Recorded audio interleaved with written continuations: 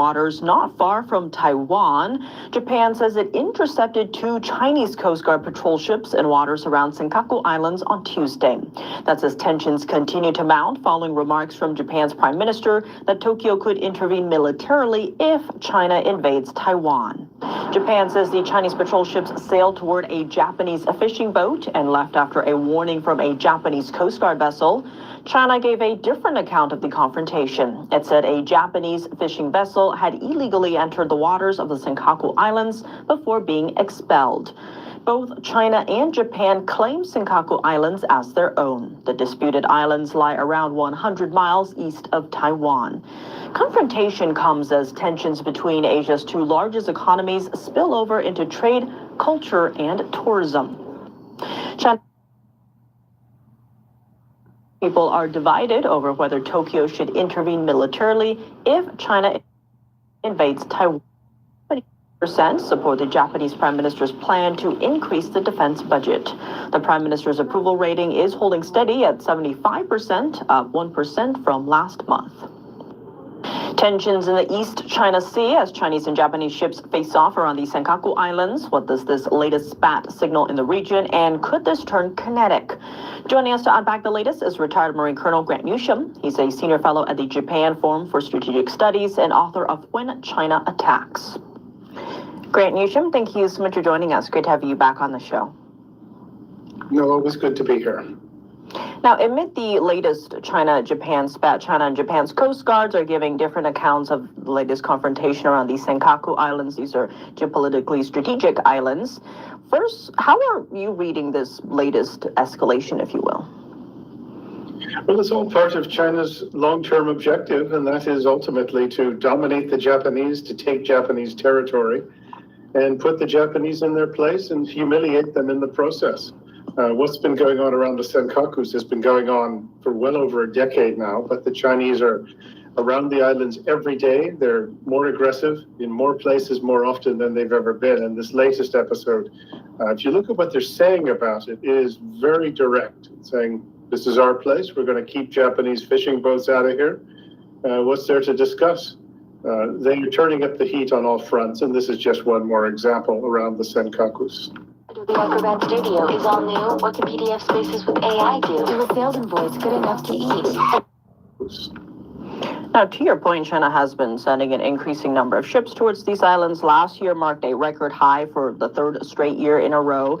Now, given that the U.S.-Japan Security Treaty, the 2 nations are to defend each other if one comes under attack, it's not a strategic ambiguity that Taiwan has.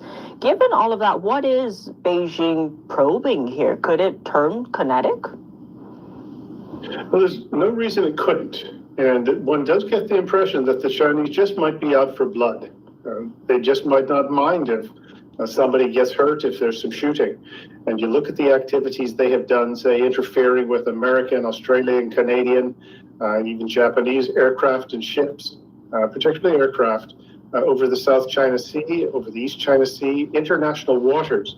It's a miracle nobody's been hurt. I mean, you drop flares right in front of say, of an Australian patrol plane, or you come within 5 feet of a Japanese aircraft. Say, this is pretty dicey. And I think the Chinese wouldn't mind somebody getting hurt, somebody getting killed, and then they will say, look, this is our territory, you're in here, we've been telling you not to, and they'll put the onus on the victim, as they always do. It's the classic behavior of a bully. In this case, it is a very aggressive, totalitarian China that wants other people's territory. And as part of that, they want to dominate people, control them. And that's their MO. It's really nothing surprising, but it is taking place in the context of this concocted fury that the Chinese have after Japanese Prime Minister Takaichi said in the Diet, the very matter-of-fact statement, yeah, Taiwan's important to us. If China attacks it, we might have to do something. And that is unobjectionable. China, they're just always on the lookout for an excuse, not that they really need one, but they've used this and they've been playing it to the max. Now, on the point of Takaichi's comments, Craig Singleton, he's the senior director of the China program at the Foundation for Defense of Democracies. He actually just wrote an op-ed for the New York Times, and part of it says, quote, "This is a pivotal moment for regional stability. Japan should hold firm and the United States should stand with it. If either backs down, Beijing will treat it as proof that pressure pays." What are your thoughts on that and how this could play out in the region? Yeah, well, we've been undergoing a pivotal moment for about the last decade at least. This is one example, though, where the Chinese are constantly testing, constantly probing, testing will, to see what the Japanese will do to defend themselves, and as importantly, what the Americans will do to step in to help the Japanese.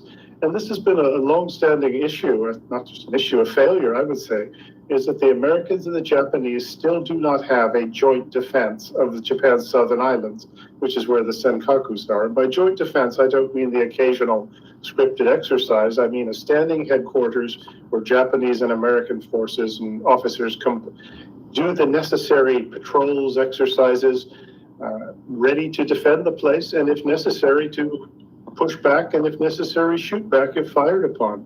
We don't have that, amazingly enough. The Japanese seem to be wanting to do it themselves, and it doesn't appear the Americans have actually talked to the Japanese and said, look, let's do this together. There's actually firing ranges that the Americans are entitled to use by treaty down around the Senkaku Islands. You send American aircraft and ships down there and do it with the Japanese Air Force, the Japanese Navy, and use these places. And that is going to send a message, a pretty direct one, to the Chinese that you're not going to be pushed around. But that's what the Chinese are doing.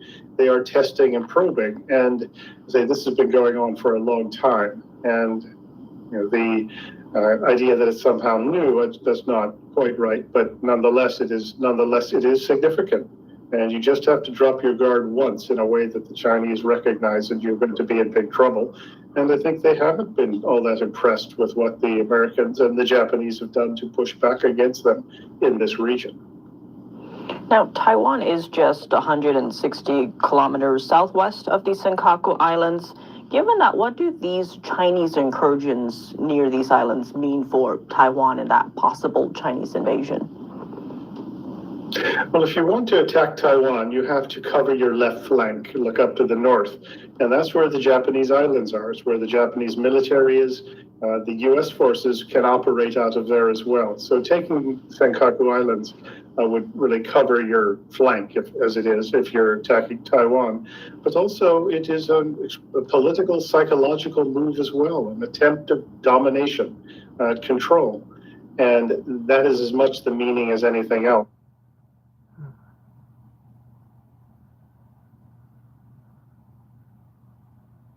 As much the meaning as anything else. And the Chinese are trying to, make the Japanese back down, pull out of their own territory.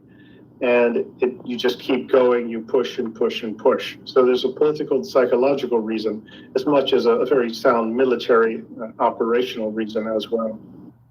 An important point. Grant Newsham, as always, thank you so much for joining us. I'm glad to be here, always appreciate it.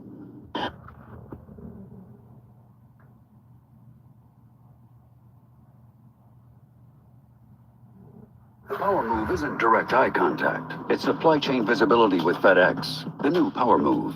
今天我们讲的那个香港大埔洪福苑的那个大火，这个大火是我有生以来最严重的，也是香港开埠以来第2大的那个最严重的火灾。我在这个地方再次为所有的亡灵去默哀，也同时也是希望他们安息，也所有的那个人能够获得应该有的一个待遇。但是我们知道，港共政权在大火之后失职导致，之后就卸责，之后就喊党好，那之后呢就开始共产党国安镇压，这个是香港的悲哀，是几重的悲哀。